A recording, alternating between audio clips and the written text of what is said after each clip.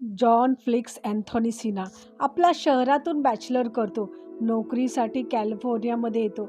Degree फक्त नावासाठीच होती म्हणून साधीशी नोकरी शोधतो. राहण्याचं ठिकाण नाही. एक हॉटेलमध्ये एक पार्टी असते.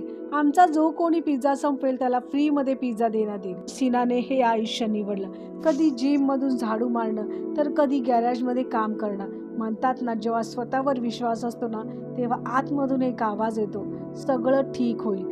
ते जॉन सिनाच्या बाबतीत झालं. कोणीतरी त्यांना जिममध्ये पाहिलं वर्कआउट करताना आणि सजेशन दिलं रेसलिंग करण्याचं.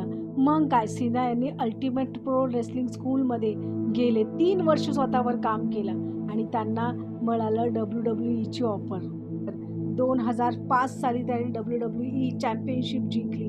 जॉन सिनाने WWE मध्ये एकूण 17 वेळा वर्ल्ड चॅम्पियनशिप जिंकली. वादळात टिकून राहतो तोच लाखो करोडोमध्ये चमकतो.